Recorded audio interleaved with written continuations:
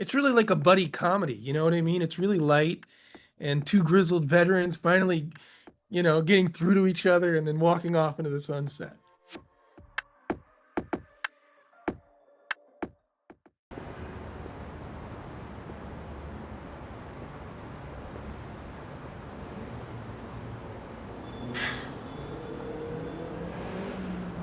You're in my spot. It just occurred to me now this is like one of the last scenes of episode 15, which is the end of season 1. And I just realized, I mean, I knew it before, I've said it, but so my first day was day 1 in August, and that was the scene where I was coming down the elevator and I hand him the envelope and talk about the teen. And then the morning of that we shot this scene was the rooftop scene where you first meet Abbott. And then this scene, the last scene really in the episode for me, other than the park scene, this was the third scene I've ever filmed on this show. So let's see how it goes. Just so you know, Grubhub will not deliver to the roof. But there's a DoorDash guy, Marco, who will trek up here for an extra 10 bucks, 20 if you want beer.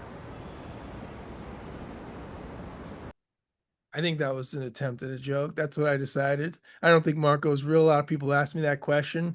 I'm going to keep it light here. I think it was a joke.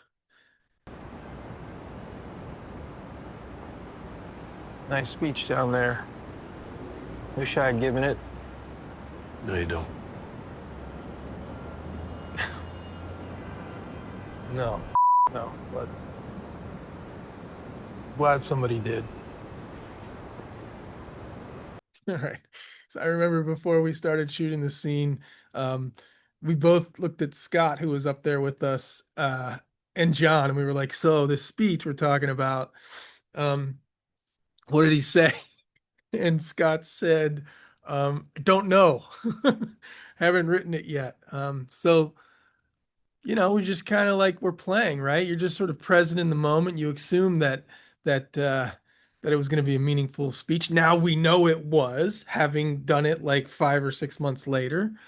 Cool. Also, I'm doing that little lean over there, which thankfully, because we did the first rooftop scene in the morning, I remembered, exactly what I did looking out there. Wasn't written in the script, but it just felt like a nice little callback. Yeah.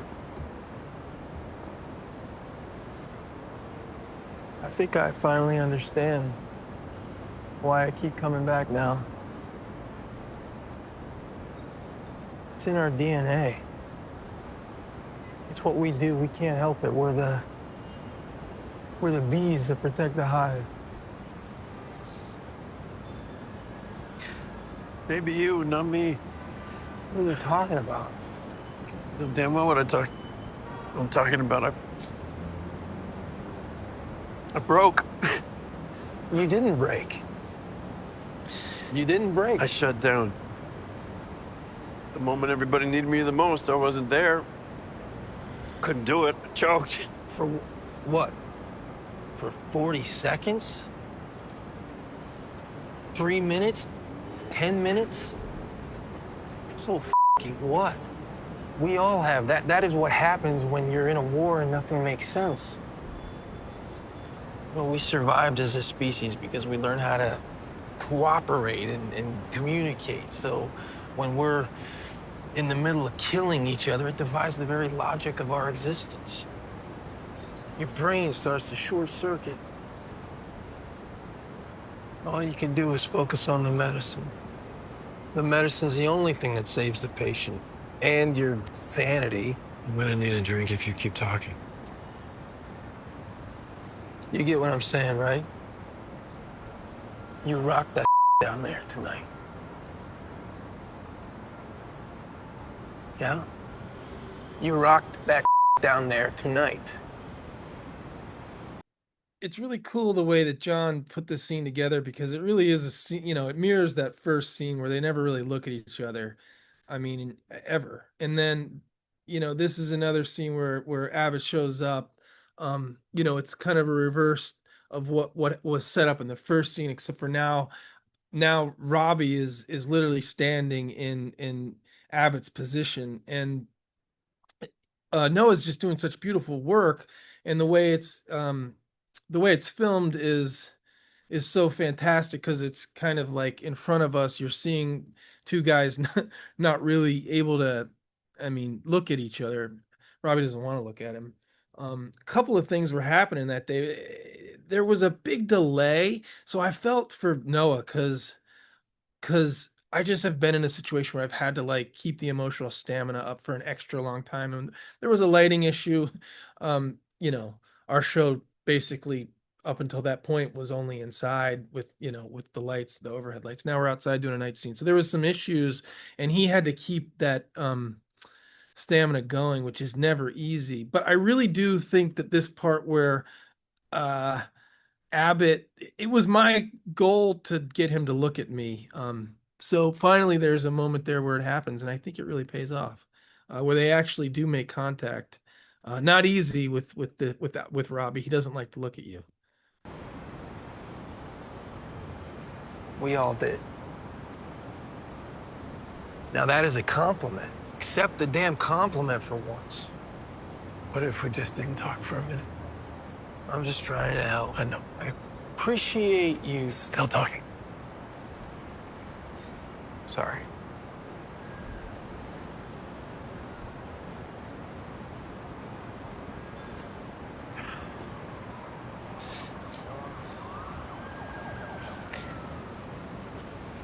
Get that drink now? Yeah.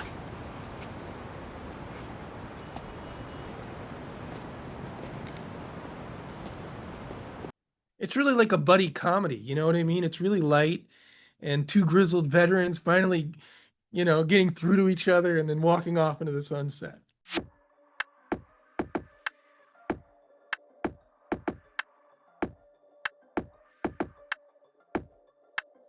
No, I think the dialogue was pretty much stayed. I think I repeated the line, "You rock that shit down" there. I don't think that was scripted. But again, it was because I was having a hard time getting to hold my eye contact, which because he doesn't want to do. I mean, that's the right choice.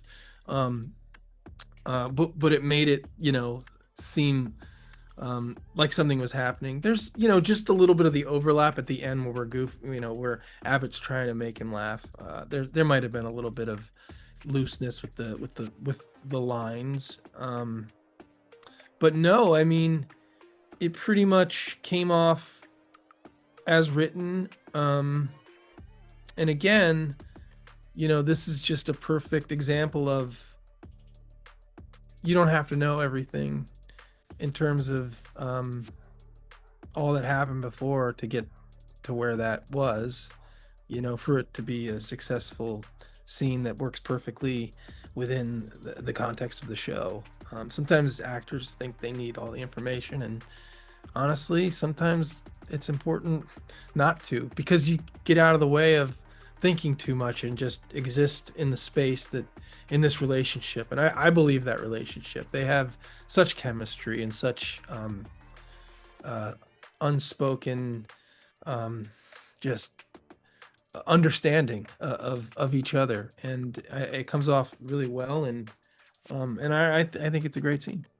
Yeah, that like what you were talking about, like we see that in the two rooftop scenes, but also when Abbott shows up in 12 and just like Robbie going over and hugging him, and like just the understanding of the way those two work together to get the Edie ready for the chaos that's to come. Yeah, for sure.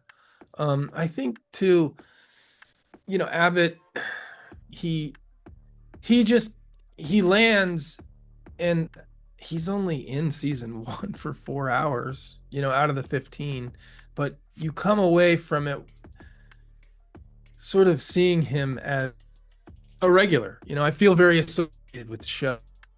And it's first of all, it's the fact that Robbie looks at him as an equal. He doesn't really have that throughout the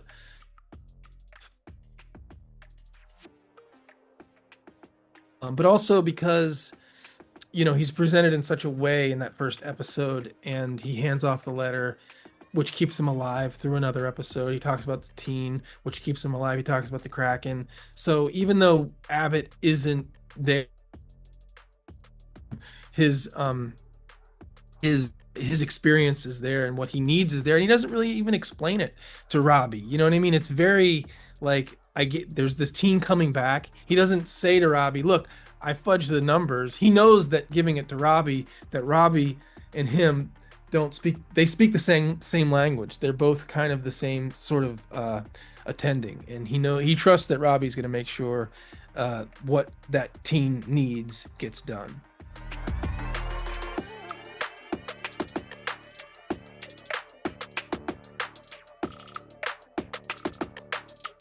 Well, because he poses the question in the first scene, I'm not sure why I keep coming back here, because he's coming off a rough day, and we, the audience, don't know that he's standing up there on one leg and that he has his own hidden trauma at that point.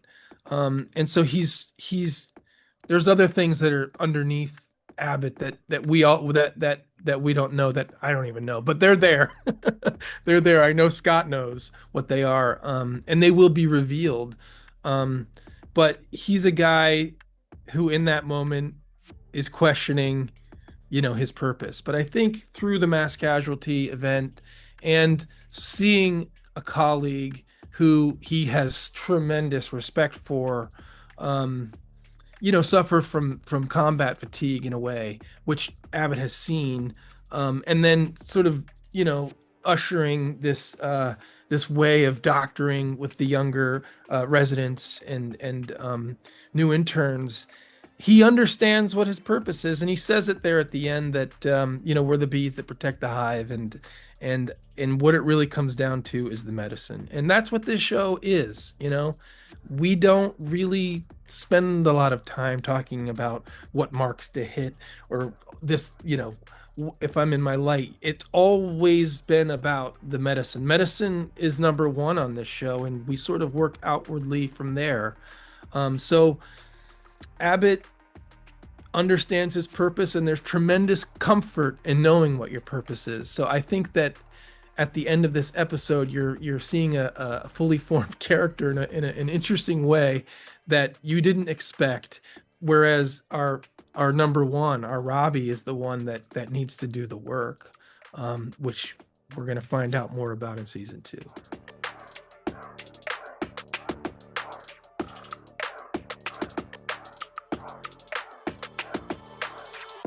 I didn't really let anything inform my performance other than I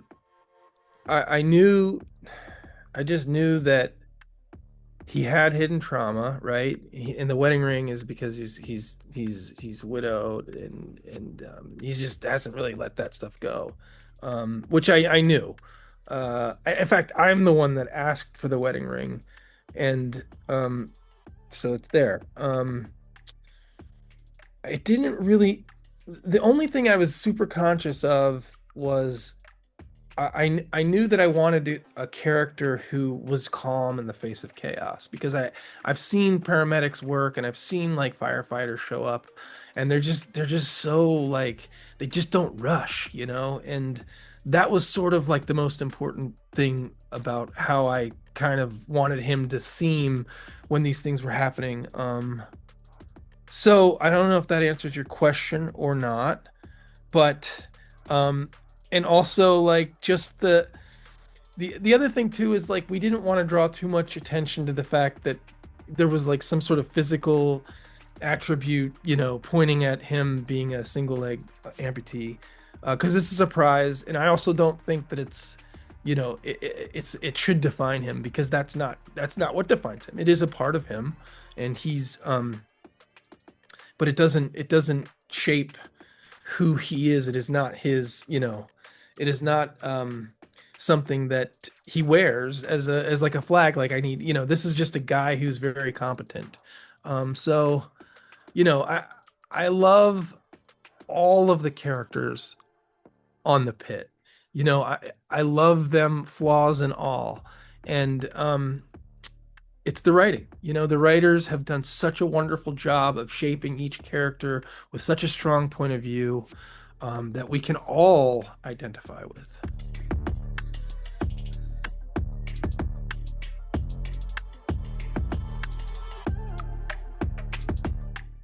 I don't know the answer to that question, but I believe that because he's willing to work on himself and go to therapy and then talk to Robbie about it, he just seems to me like the kind of guy that's open about his trauma and what he's gone through.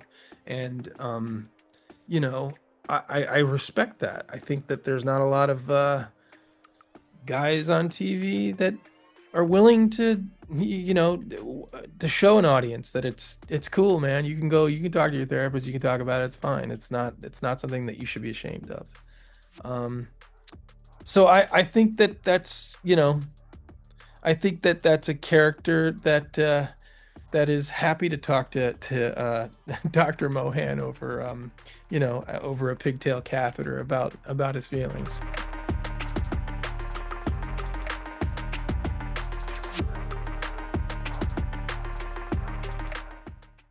I don't know. I honestly don't know. I think I remember there was there's a line in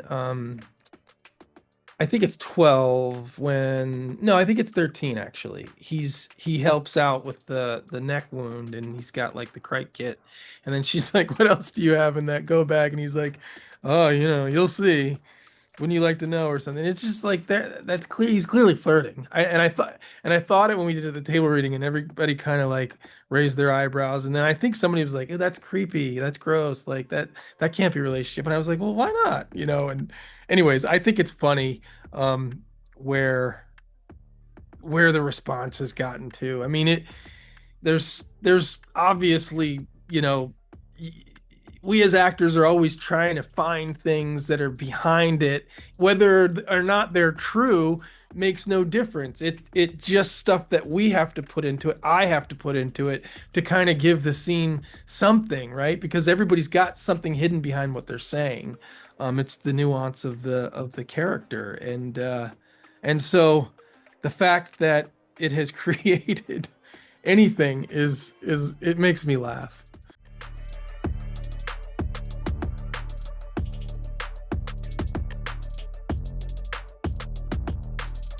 Well, yeah, exactly. Like who knows what the writers have in mind, and I, I um, I don't know if he's ready to even think about another relationship. But I do think he respects her a lot, and I think sometimes that can turn into something else. It doesn't have to act on it. He could just feel that way, right? Um, so he mentions a couple things about her that she's the smartest here, and he trusts her to do this very like that procedure that they do with the pigtail catheter. There's only one case of it recorded ever done in history, in like Korea or something that somebody wrote about. So the fact that he is willing to literally put his career on the line and trust her to do it says so much.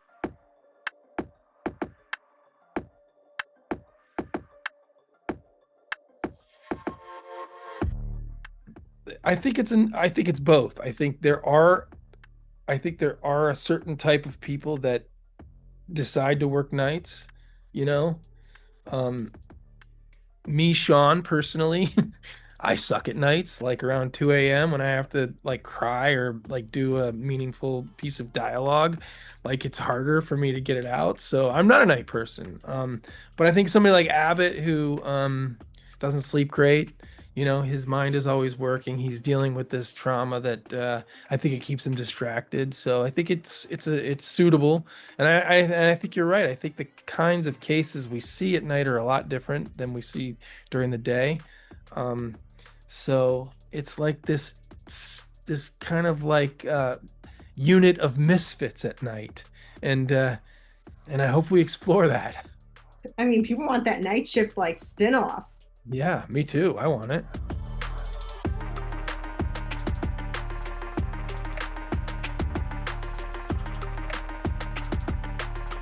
No, I do not, but I'm sure that it has to do with the physical trauma that he experienced in combat. I think that probably started it all.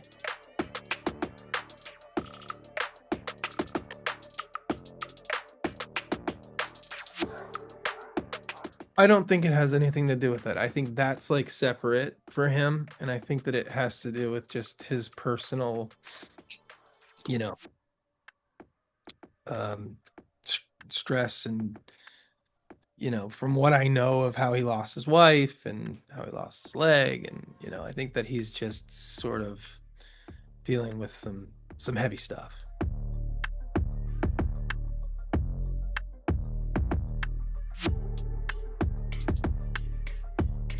I can't say anything. I can only say what I think.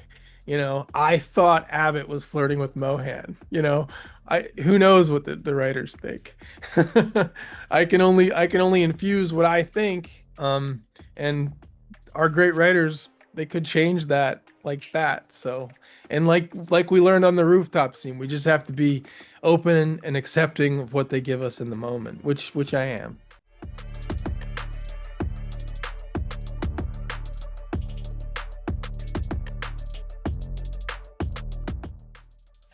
In my mind, in my mind, which is not to say anything. The only thing I can say is the reason he still wears the ring is because it is a recent loss within a year or two, and that's what was in my mind. That's why he's still wearing it. He's still not quite ready to take it off.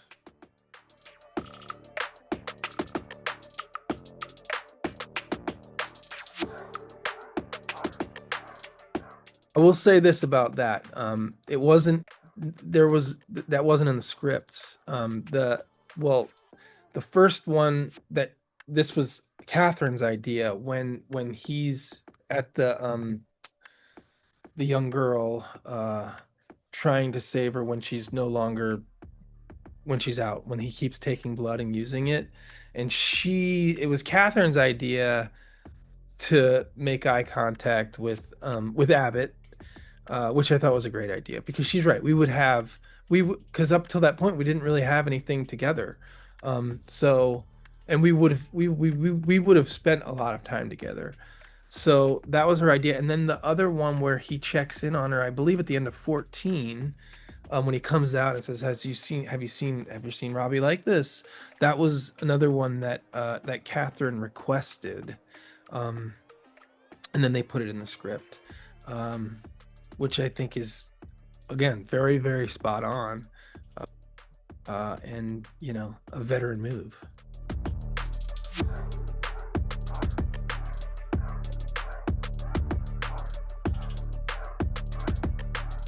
No, I thought that was fun.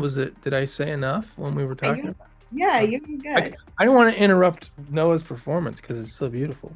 I mean, you're so good in it too. Oh, thank you. Well, I mean, it's just one of those things too. I guess I could say this is the way it's edited. Like there's and Mark Strand edited that scene. He's one of my favorite editors. He was an editor on Animal Kingdom. He edited 2 of my episodes as a director. And I'm sure that, John, who directed it, had things to say, but I've seen Mark's editor's cuts, and they're pretty good, man. You don't really have much to say, but there's a lot of, especially when we turned and his face is one way and my face is the other.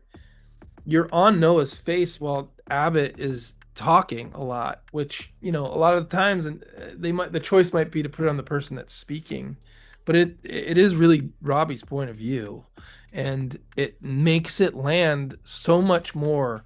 The things that Abbott is saying, about all we could do is focus on the medicine. The medicine is what keeps us sane. We're the bees that protect the hive. Hearing it like in speaker form, but seeing it on the great Noah Wyle is just it's a master class in directing, editing, acting, all of it.